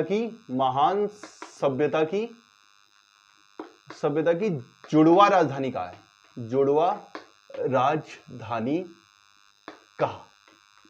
देखो मैं एक चीज क्लियर करके बता दूं, जो भी बंदा यूकेपीएससी यानी पीसीएस के फॉर्मों की तैयारी कर रहा है, चाहे कोई सा भी स्टेट हो, तो भाई उसके लिए तो ये टर्म बहुत ज्यादा इंपॉर्टेंट हो जाता है। हाँ, जो ग्रुप सी और ग्रुप 2 की तैयारी कर रहा है तो उसके लिए ये टर्म थोड़ा सा कम इंपॉर्टेंट है। अब आप देख लें, आप जिस हिसाब से तैयारी कर रहे हैं उस हिसाब से देख लें अपना। तो पिघट करके एक हमारे चच्चा थे, इन्होंने कहा कि भाई हड़प्पा जो है और मोहनजोदाड़ो जो है महान सभ्यता की जुड़वा राजधानी है, ठीक है। अच्छा, मैं आपको पहले भी बता चुका हूं, लेकिन दोबारा से एक हल्का सा ब्रीफ दे दूं कि जो हड़प्पा घाटी जो सभ्यता है हमारी, जो हड़प्पा सभ्यता है, या इसको सिंधु घाटी सभ्यता भी कहते हैं, सिंधु सभ्यता, ये है कहां से कहां तक सिंधु सभ्यता, ये मैं आपको बता चुका हूं। देखिए मैं आपको डायरेक्ट डायरेक्शन दिखा रहा हूं। ये आपका उत्तर में कश्मीर, ठीक है, जो भारत में अभी कश्मीर है आपका वहां, और पश्चिम में जो बलूचिस्तान है, बलूचिस्तान जो कि अभी पाकिस्तान का हिस्सा है और पाकिस्तान के भी पश्चिम में स्थित है। ठीक है, पूर्व में आपका आलमगीरपुर करके है, आलमगीरपुर, ये कहां पर है आपका यूपी में, अभी वर्तमान में यूपी में। और दक्षिण में जो है मांदा, जो कि अभी कहां है आपका महाराष्ट्र। ठीक है, तो आप मोटा मोटा एक चीज देख लीजिए कि ये जो सभ्यता है कश्मीर से लेके नीचे महाराष्ट्र तक और पश्चिम में बलूचिस्तान से लेके आलमगीरपुर यूपी तक का फैली थी, उस वक्त तक की सबसे बड़ी सभ्यता थी। एक और चीज आपको बता दूं कि जो भारतवर्ष है जो है वो कुछ लोग सोचते हैं कि 1947 के बाद से जो है भारत का उदय हुआ या जन्म हुआ। नहीं दोस्त, भारत की जो सभ्यता है वो 5000 साल पुरानी सभ्यता है, यानी 5000 साल पहले से भारत का अस्तित्व है। और तब से जो है ये सभ्यता, सबसे पहले जो सभ्यता थी तब यही सिंधु घाटी सभ्यता थी। तो हम भाई 5000 साल पुराने हैं। ठीक है, ये मैंने आपको बता दिया एक और फैक्ट। तो चलिए दोस्त आगे बढ़ते हैं। अब आ जाते हैं आपका थोड़ा सा, मैंने आपको जैसा कि बताया था इंपॉर्टेंट फैक्ट, बात इंपॉर्टेंट फैक्ट की चल रही है। इंपॉर्टेंट फैक्ट में मैं एक दो चीजें आपको, जैसे आर्थिक वगैरह ये चीजें अलग से टॉपिक में दूंगा, लेकिन एक चीज और देख लो आप, जो पकी हुई ईंटें हैं, पकी मिट्टी, पकी हुई मिट्टी को ये लोग कहते थे टेराकोटा, टेराकोटा। अब ये टर्म ऐसा है, आप देख ले, मैंने क्योंकि आपसे कहा है मैं एक भी टर्म नहीं छोड़ने वाला हूं, तो ठीक है, इंपॉर्टेंट इतना तो नहीं है, लेकिन देख लें। पकी हुई मिट्टी को टेराकोटा कहते थे। और एक मजे की जो बात है ये है कि इससे मैं ब्लैक पेन से पहले तो इसका आर्थिक परिदृश्य में इसको लिखना चाहूंगा। आर्थिक रूप से अगर हम देखें तो कपास, जो आर्थिक रूप, ये इंपॉर्टेंट फैक्ट में ही है आपका, कपास खास तौर पे आर्थिक रूप, इंपॉर्टेंट फैक्ट में जो आर्थिक स्थिति है इसकी, इसमें मेन बात यह है कि कपास, जो कपास का उत्पादन है पूरे विश्व में सबसे पहले कहां हुआ, वो हुआ आपका हड़प्पा में ही, यानी हड़प्पा सभ्यता, सिंधु घाटी सभ्यता में ही सबसे पहले कपास का यानी सूती वस्त्र उत्पादन अगर आप देखें तो तब से 5000 साल पहले से। ठीक है, तो कपास का उत्पादन सबसे पहले कहां हुआ आपका, सिंधु घाटी सभ्यता में, सिंधु घाटी सभ्यता में। ठीक है, अब थोड़ा सा इसके बारे में बात ये कर लेते हैं कि ये जो समाज कैसा था, उस वक्त का समाज कैसा था, मतलब कि सामाजिक स्थिति कैसी थी, समाज कैसा था। तो उस वक्त की अगर मैं सामाजिक स्थिति की अगर मैं बात करूं तो उस वक्त का जो समाज था वो मातृ सत्तात्मक समाज था। अब आप कहेंगे ये बड़ा सा टर्म क्या यूज कर दिया, मातृ सत्तात्मक या पितृ सत्तात्मक। देखिए ऐसा होता है सर, मातृ सत्तात्मक या पितृ सत्तात्मक का मतलब मैं आपको बताता हूं। जैसे जनरली आपने देखा होगा कि अभी से जैसे 19वीं शताब्दी खासतौर पर, जैसे अब तो फिर भी महिलाओं के राइट्स काफी बढ़ गए हैं, अधिकार जो होते हैं महिलाओं के, लेकिन इससे पहले तक क्या होता था कि आपको पता है कि महिलाओं को दबाया कुचला जाता था। ठीक है, तो वो जो समाज था हमारा पितृ सत्तात्मक, जहां पुरुष प्रधानता थी, मतलब समझो पुरुषों की प्रधानता थी महिलाओं के ऊपर। लेकिन अब तो खैर फिर भी काफी इक्वालिटी आ गई है, तो अब नहीं, लेकिन पहले की मैं बात बता रहा हूं। तो पितृ सत्तात्मक समाज था, जैसे 19वीं शताब्दी खासतौर पे या उससे पहले की शताब्दी, जब आपको पता है सती प्रथा वगैरह वगैरह भी चलती थी, तो तब की बात मैं आपको बता रहा हूं। ठीक है, तो वो समाज था आपका पितृ सत्तात्मक। मातृ सत्तात्मक समाज, जहां माताओं को वैल्यू दी जाती है, मतलब कि औरतों को, महिलाओं को वैल्यू दी जाती है। ठीक है, तो आप ये सोचिए 5000 साल पहले भी जो हमारा समाज था हड़प्पा, वो मातृ सत्तात्मक था, कि मतलब कितनी एक बढ़िया सोच थी उनकी, कि तब भी वो, उनका जो समाज था मातृ सत्तात्मक समाज था। मतलब कि भाई वहां पर देवियों की पूजा होती थी, माताओं का आदर होता था, औरतों का आदर होता था, तो एक काफी अच्छा समाज था तब अगर देखें। और ये शहरी सभ्यता थी उस समय की, मैं आपको बता चुका हूं, ये ग्रामीण सभ्यता नहीं थी। यानी सिंधु घाटी सभ्यता जो है शहरी सभ्यता थी, शहरी सभ्यता उस वक्त तक ये जो है शहर था, मतलब एक। ठीक है, चलिए जी, अब इसमें क्या बचा, हाँ एक और फैक्ट आपका है कि ये लोग क्या करते थे, जो धरती माता है उसको ये उर्वरता की देवी मानते थे, क्योंकि एक चित्र मिला हुआ है उसमें जो है स्त्री के गर्भ से पौधा निकला हुआ दिखाया हुआ है, तो उससे हमें पता चलता है कि भाई ये लोग जो है आपका धरती को उर्वरता की देवी मानते थे। ठीक है, लिपि, एक और इंपॉर्टेंट फैक्ट है इसका, लिपि। ये मैं लाल पेन से इसीलिए लिख रहा हूं क्योंकि ये इंपॉर्टेंट बहुत ज्यादा है। एक तो आपको पता होना चाहिए कि लिपि अभी तक पढ़ी नहीं गई है। ठीक है, वो मैंने आपको बताया, प्राग ऐतिहासिक काल, वो सब मैंने आपको बताया कि ये कौन सा आद ऐतिहासिक काल क्या होता है, वो मैंने आपको बताया, आप देख सकते हैं। लिपि बहरहाल इसकी अभी तक पढ़ी नहीं गई है लिपि, लेकिन पढ़ी नहीं गई है। तो लिपि जो है चित्रात्मक है, ये वर्ड आप बिल्कुल याद रख लें कि चित्रात्मक, ठीक है, लिपि चित्रात्मक है। अच्छा, लिखी कैसी जाती है? दाएं से बाएं, दाएं से बाएं। अब आपको पता है हम क्या लिखते हैं, जैसे दायां हमारा ये पोर्शन है, बायां हमारा ये पोर्शन है, हम कैसे लिखते हैं? यूं, यानी बाएं से दाएं लिखते हैं हम, ठीक है। लेकिन इस वक्त तक जो लिपि थी वो ऐसे लिखी जाती थी कि दाएं से बाएं इधर पे, और लेकिन जो अगली लाइन आएगी वो जो है फिर बाएं से दाएं लिखी जाएगी। आप समझे बात? मतलब कि पहले तो हम क्या करेंगे, ये है, हम यहां से यहां पर लिखेंगे, उसके बाद जो अगली लाइन आएगी उसमें फिर हम यहां से यहां लिखेंगे। तो ऐसे करके, ये इंपॉर्टेंट फैक्ट है ये, इसलिए मैं आपको बता रहा हूं, पहले दाएं से बाएं फिर बाएं से दाएं, ठीक है। तो लिपि मैंने आपको बता दी क्या है। उसके बाद आपको एक और चीज ध्यान रखनी है कि जो मोहरे थी उस वक्त तक, जो मोहरे थी वो सेल खड़ी की बनी होती थी, सेल खड़ी की बनी होती थी, सेल खड़ी की बनी होती थी, ठीक है, सेल खड़ी की बनी होती थी मोहरे। ये थोड़ा सा आपको ध्यान रखना है। अच्छा जी, और क्या बचा इसमें? और इसमें एक फैक्ट और बचा हुआ है कि जो स्वास्तिक चिन्ह है, अगर आपको मैं बताऊं, आपने देखा होगा स्वास्तिक चिन्ह, हिंदू धर्म में इसकी खास तौर पर बहुत मान्यता है। स्वास्तिक चिन्ह जो है आपका, ये जो है इसी सभ्यता की देन है, यानी सिंधु घाटी सभ्यता की देन जो है वो स्वास्तिक चिन्ह है, ठीक है। तो भैया सिंधु घाटी सभ्यता में जितने भी इंपॉर्टेंट फैक्ट थे वो सब आपने कर लिए हैं, और आपने ज्ञान कम से कम सिंधु घाटी सभ्यता तक तो अर्जित कर लिया है। अब इसके बाद कौन सी सभ्यता आती है, और इसके बाद हम अब आगे भारत का इतिहास कैसे कैसे आगे बढ़ा ये देखते हैं। तो देखो, मैंने आपको पहले बताया सिंधु घाटी सभ्यता, सिंधु घाटी सभ्यता, ठीक है। ये इसका सन कौन सा था, सन मैं अभी यहां पर लिखूंगा। उसके बाद जो आपकी सभ्यता आती है, मैं आपको ये बता दूं, वैदिक सभ्यता। उसके बाद जो लोग आए वो है आपकी वैदिक सभ्यता। अभी इसमें क्या क्या है वो हम पढ़ेंगे, ठीक है। और इसके बाद जो है महाजनपदों का उदय, महाजनपदों का उदय शुरू हुआ। और मैं आपको एक हल्का सा ब्रीफ बता रहा हूं। उसके बाद जो है मौर्य साम्राज्य, अगर आपने पढ़ा हो मौर्य साम्राज्य, ये आता है। और इसके बाद छोटे छोटे फैक्ट और हैं, छोटे मोटे साम्राज्य और हैं। उसके बाद जो है आपका गुप्त साम्राज्य आता है, गुप्त साम्राज्य, ठीक है। ये मैंने आपको एक हल्का सा ब्रीफ दे दिया कि हम क्या क्या करने वाले हैं, लेकिन मैं आपको अब बताता हूं सिंधु घाटी सभ्यता के। देखो, सिंधु घाटी सभ्यता का सबसे पहले तो आपको ईयर पता होना चाहिए, 2300 से लेकर के 1700 ईसा पूर्व। अच्छा, मैं आपको एक चीज पहले बता चुका हूं कि ये उल्टी गिनती क्यों आ रही है, मतलब 1700 से 2300 होना चाहिए, लेकिन 2300 से 1700 क्यों? दोस्त, मैंने आपको पहले बताया था कि ये मैं आपको क्लियर करवा चुका हूं पहली वाली वीडियो में, लेकिन फिर से बता दूं, जो जीरो जो सन है, जीरो जो हमारा ईयर है, उसको, वो ईयर जो अंग्रेजी कैलेंडर है उसके हिसाब से हम मानते हैं कि भाई जब जीसस क्राइस्ट का जन्म हुआ था, यानी ईसा मसीह का जब जन्म हुआ था, तब जीरो ईयर है। और उसके बाद से जो आगे बढ़ा, यानी 2022 चल रहा है, तो ईसा मसीह का जो जन्म हुआ था 2022 साल पहले हुआ था, आप ये समझ लीजिए, ठीक है। तो ये है, और उनके जन्म से जो पहले का काल है इसको हम ईस्वी कहते हैं, इसके बाद का जो काल है, और इनके जन्म से पहले का जो काल है उसे ईसा पूर्व, समझ गए, मतलब ईसा से पूर्व ये कहते हैं। तो ठीक है, तो वो जो चलता है वो उल्टी गिनती में चलता है। तो भाई 2300 से लेकर 1700 तक का आपका सिंधु घाटी सभ्यता है।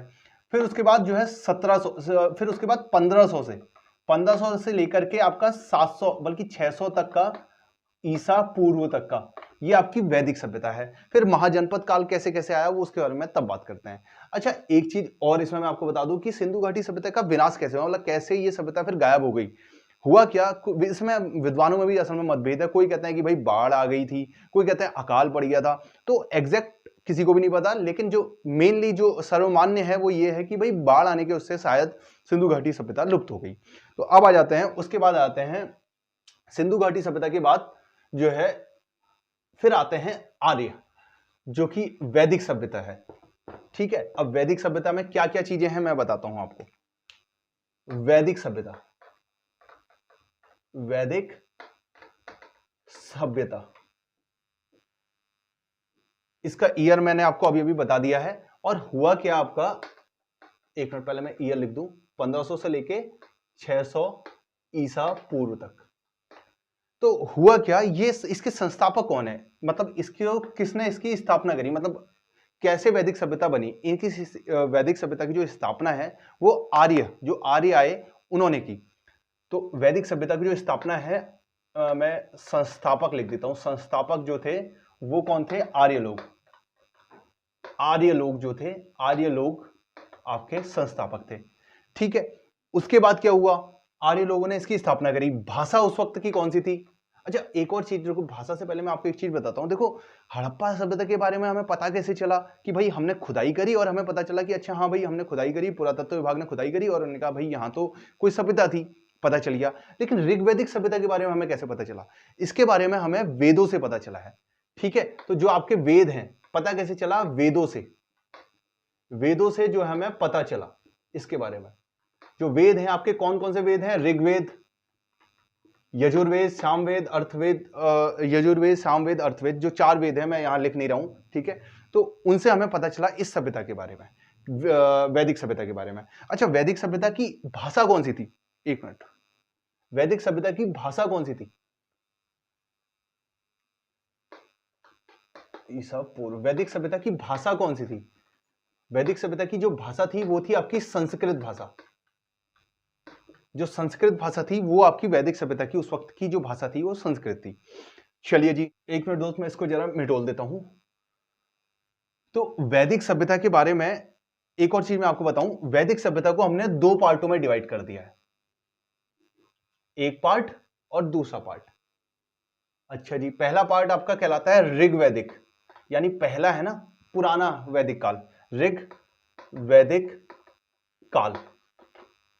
ईयर ये आपको याद करना पड़ेगा दोस्त, 1500 से लेकर के 1000 ईसा पूर्व। ईयर आपको याद करना पड़ेगा, एग्जामों में आ सकता है। और ये आपका उत्तर वैदिक काल, उत्तर वैदिक काल मतलब कि भाई ऋग्वैदिक काल से आगे का काल, उत्तर वैदिक काल। ईयर 1000 से 600 ईसा पूर्व। ठीक है, अभी हम बात करते हैं ऋग्वैदिक काल की, फिर उसके बाद हम बात करेंगे उत्तर वैदिक काल की। अच्छा, बेसिक डिफरेंस क्या है? देखो ऋग्वैदिक काल की जानकारी हमें ऋग्वेद से प्राप्त हो रही है, तो आप ये क्लियर ही हो जाएगा, ऋग्वैदिक ऋग्वेद। ठीक है, उत्तर वैदिक काल की जो जानकारी है हमें बाकी के जो 3 वेद बचे उनसे प्राप्त होती है। एक जो मोटा मोटा फैक्ट, और जो एक और फैक्ट मैं आपको बताऊं कि ऋग्वैदिक काल में जो है आपकी कुप्रथाएं नहीं थी, लगभग लगभग, मतलब कि बहुत ही कम या नहीं थी, उसे आप नहीं कह सकते, नेग्लिजिबल मान सकते हैं। लेकिन जो उत्तर वैदिक काल है यहां पर थोड़ी थोड़ी कुप्रथाएं शुरू होने लग गई थी। जैसे जैसे आपका स्त्रियों की जो स्थिति थी उसमें गिरावट आने लग गई। अब वो बहुत सी जगह भाग नहीं ले सकती थी, तो स्त्रियों की स्थिति में गिरावट आने लगी। और जो जैसे वर्ण व्यवस्था है, आपको पता है जो हिंदू धर्म है वो 4 वर्णों में डिवाइडेड है, ब्राह्मण, क्षत्रिय, वैश्य, शूद्र। तो अब जो है पहले तक क्या था, ऋग्वैदिक काल में क्या था, जो जन्म के आधार पर कोई भी वर्ण डिसाइड नहीं होता था, कर्म के आधार पर डिसाइड होता था। लेकिन यहां पर उत्तर वैदिक काल में यह कुप्रथा स्टार्ट हो गई थी कि अब जो है आपका जन्म के आधार पर ही उसका वर्ण डिसाइड हो जाता था, उसके कर्म से उसका कोई महत्व नहीं था। तो ये थोड़ा थोड़ा मतलब थोड़ी थोड़ी कमियां सी आने लग गई थी समाज में। ठीक है, तो मोटा मोटा फर्क मैंने आपको बता दिया, बाकी इसके बारे में फुल डिटेल में चर्चा करते हैं। तो अभी फिलहाल बात करते हैं ऋग्वैदिक काल की। तो आपको पता है ऋग्वैदिक काल के बारे में भाई हमें जानकारी कहां से मिली? जानकारी मिली भाई हमें ऋग्वेद से, ऋग्वेद से। ठीक है जी। अच्छा, 2-4 फैक्ट मैं आपको क्लियर कट बता रहा हूं, ये आप बिल्कुल रट लें कि भाई ऋग्वैदिक काल में आर्य शब्द का कितने बार यूज हुआ है। ठीक है, आर्य शब्द का यूज कितने बार, आर्य शब्द का यूज हुआ है? एक मिनट, मैं रेड पेन का इसमें यूज करूंगा। आर्य शब्द का यूज जो है 36 बार, 36 बार हुआ है। इसको, इस टर्म को आप सीधे सीधे रट लें, क्योंकि ये टर्म ऐसे हो जाते हैं कभी कभार आ जाते हैं एग्जामों में, तो गड़बड़ा जाता है मामला। तो ये ऋग्वेद में आर्य शब्द का जो यूज है वो 36 बार, 36 बार हो रखा है। ऋग्वेद में जो है सबसे प्रमुख नदी कौन सी नदी बताई हुई है? सबसे प्रमुख नदी की बात कर रहा हूं, सबसे प्रमुख नदी ऋग्वेद में जो बताई है वो बताई है आपकी सिंधु नदी। सिंधु नदी, यानी उस वक्त तक वैदिक सभ्यता, ऋग्वैदिक काल में जो सबसे प्रमुख नदी थी वो थी आपकी सिंधु नदी, प्रमुख नदी। और सिंधु नदी के नाम पे ही भारत का नाम पड़ा है, आपको पता होना चाहिए। सिंधु से ही हिंदू नाम आया है, हिंदू। ठीक है, और हिंदुस्तान जो कहा गया है, हिंदुस्तान, क्योंकि वो सिंधु का प्रोनाउंसिएशन नहीं करवाते थे, मैंने आपको बताया है, ईरानी लोग, तो उन्होंने सिंध को हिंद कहना स्टार्ट कर दिया। ठीक है, तो ये चीज।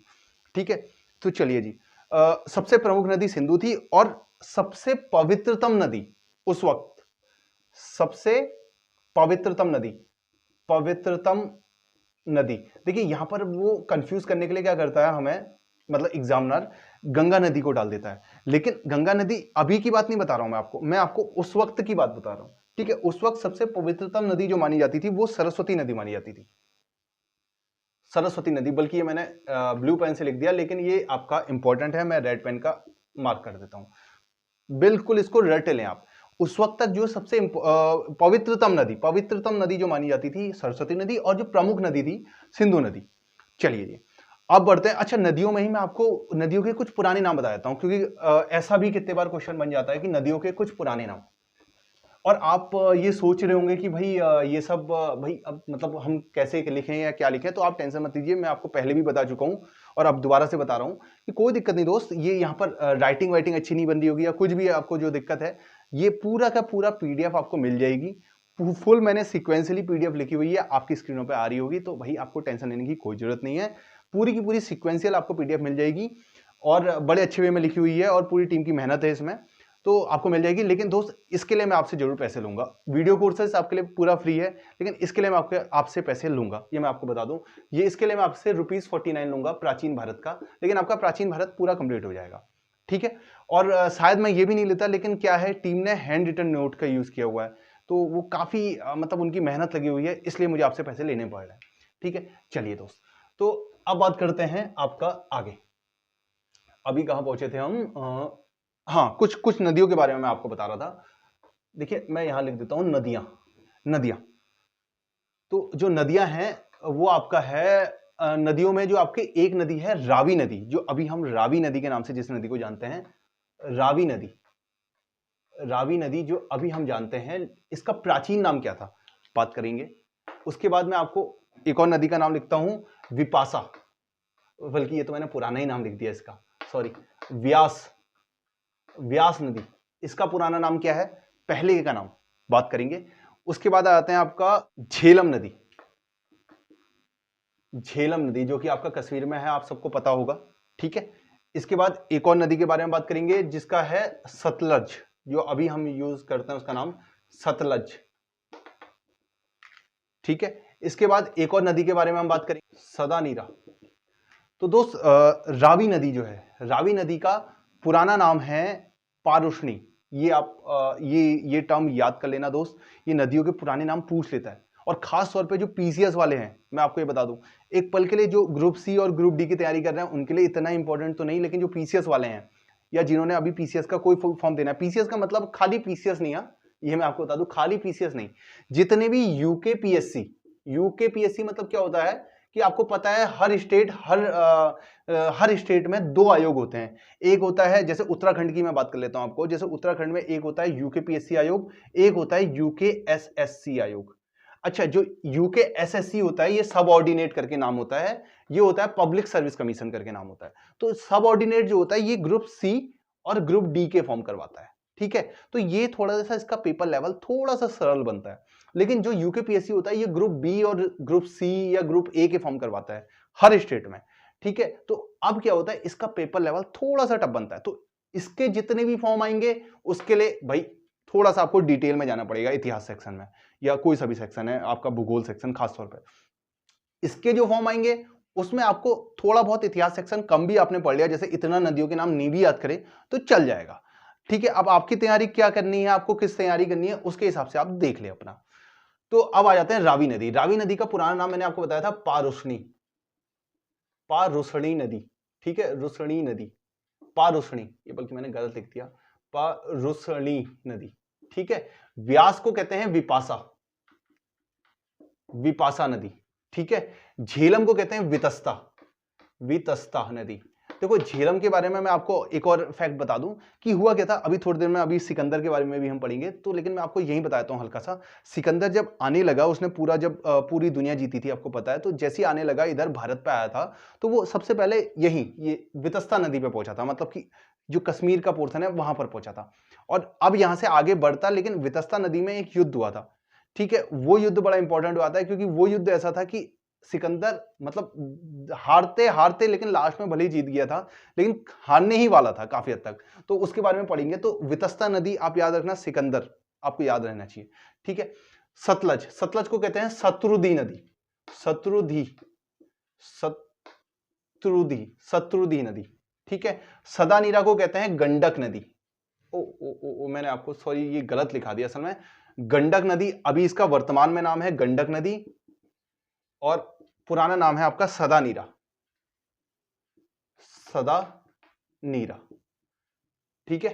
तो दोस्त ये था, मैंने आपको कुछ बता दिया है इसके बारे में। अब इसके बाद बात करेंगे कि भाई ऋग्वेदिक काल का समाज कैसा था, थोड़ा बहुत आर्थिक स्थिति कैसी कैसी थी वहां, और उसके बाद आ जाएंगे उत्तर वैदिक काल में, ठीक है।